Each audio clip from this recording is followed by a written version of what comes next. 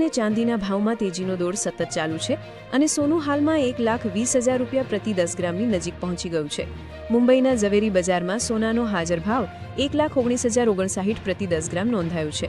જો કે આ રેકોર્ડ ઊંચા સ્તરો વચ્ચે હવે રોકાણકારો નવી ખરીદી કરતા ડરી રહ્યા છે, ત્યારે એક જાણકાર વ્યક્તિએ આગામી મહિનાઓમાં સોનાની કિંમતોમાં ભારે ઘટાડા માટે તૈયાર રહેવાની ચેતવણી આપી છે.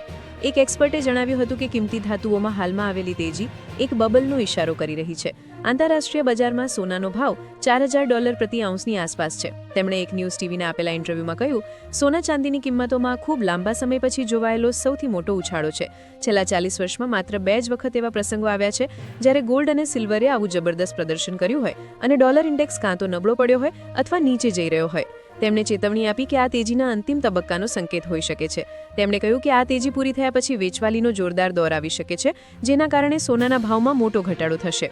કેટલું ઘટાડો થઈ શકે? જો આ વિશ્લેષણ સાચું પડે તો રોકાણકારો સોનામાં 30 થી 35% ઘટાડાની અપેક્ષા રાખી શકે છે.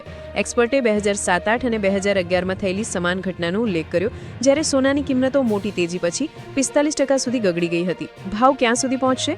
એક્સપર્ટનું માનવું છે કે આ કરેક્શનમાં લગભગ 1 વર્ષનો સમય લાગશે. આ ઘટાડા બાદ સોનાના ભાવ આંતરરાષ્ટ્રીય બજારમાં $2,600 થી $2,700 પ્રતિ આઉન્સના સ્તર સુધી પહોંચી શકે છે. ભારતીય બજારમાં સોનું $80,000 થી $84,000 પ્રતિ 10 ગ્રામના સ્તર સુધી ગગડી શકે છે.